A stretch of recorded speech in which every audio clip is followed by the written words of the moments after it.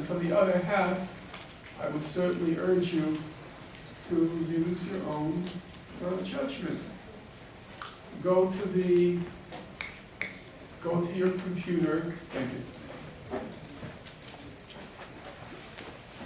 Go to your computer and just enter under the URL breaking the silence.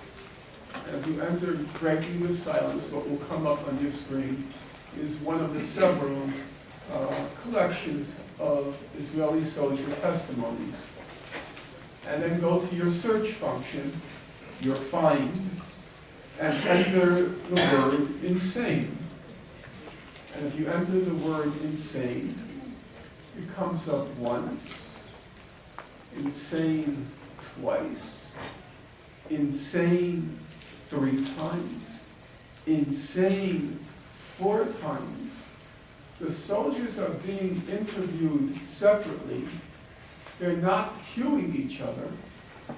Well, 1 time, 2 times, 3 times, 4 times, 5 times, 6 times.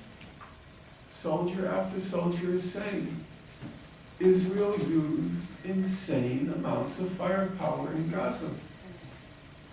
Israel used insane amounts of firepower in Gaza. Israel used insane amounts of firepower in Gaza. No battles, no enemy in the field, no foe to tangle with, in fact, no foe to even see. But Israel's using insane amounts of firepower in Gaza, say the soldiers. One soldier said, "This was firepower such as I had never known. There were blasts all the time. The earth was constantly shaking." Another soldier said, "On the ground you hear these thunderous blasts all day long. I mean, not just tank shelling, which is a tune we'd long gotten used to, but blasts that actually rocked the outposts. Some of us were ordered out of the houses we were quartered in for fear it would collapse." The Israeli soldiers enter Gaza. They commandeer the Palestinian homes. And from the homes, they're firing into the horizon. But these insane amounts of firepower are causing the ground underneath them to shake. So they're told to leave their houses because the houses might collapse on them. Well, what then did happen in Gaza?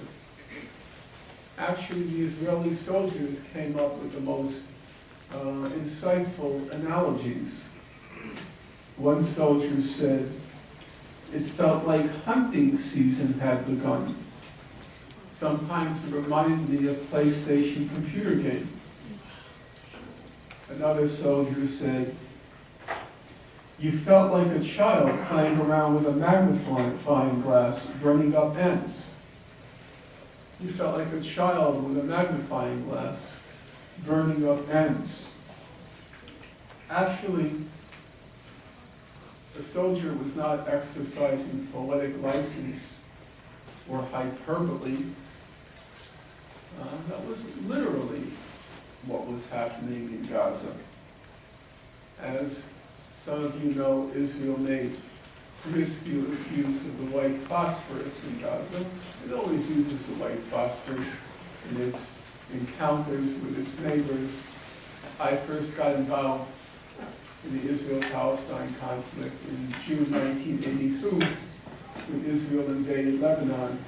And already back then, I remember they were using the white phosphorus, but I never really paid attention to the details. They had an ominous sounding name, white phosphorus. I didn't pay too much attention. This time around, I began to look at the details.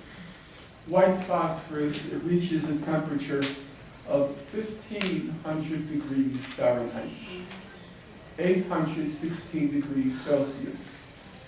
As Ms. Oprah would say, try wrapping your mind around that one. Well, what did Israel do with the white phosphorus? Human Rights Watch put out a report. It was called Rain of Fire.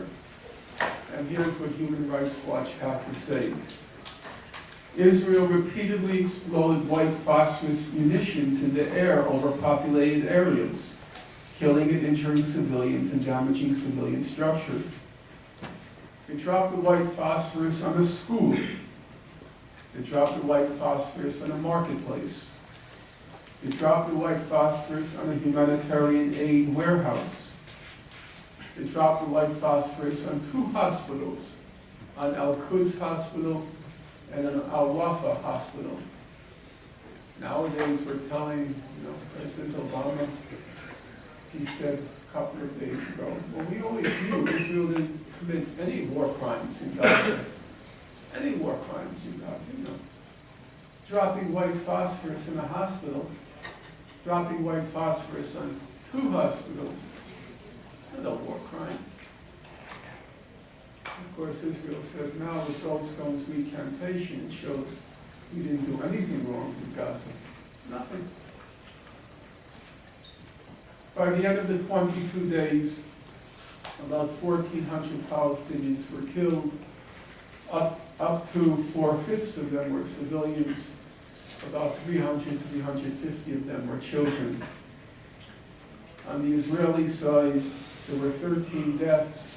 Of those 13 deaths, 3 were civilians, 10 were combatants, and 4 of the 10 combatants were killed by other Israelis in accidents. The technical term is friendly fire. So, now you have to use your judgment.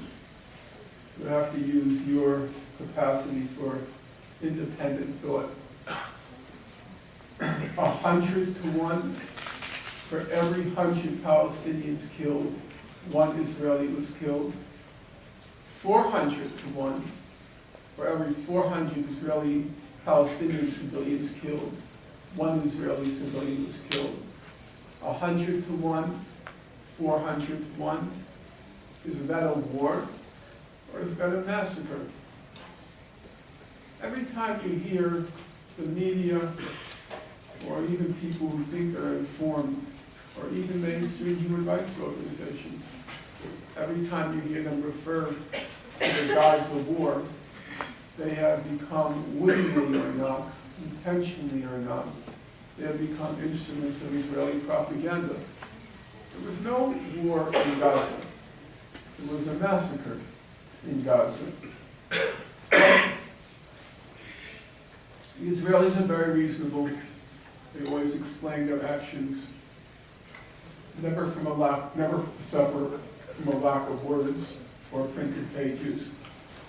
And so they had an explanation. And I dare say nearly everyone in this room is familiar with it. They say there was a large amount of death in Gaza and destruction. So it wasn't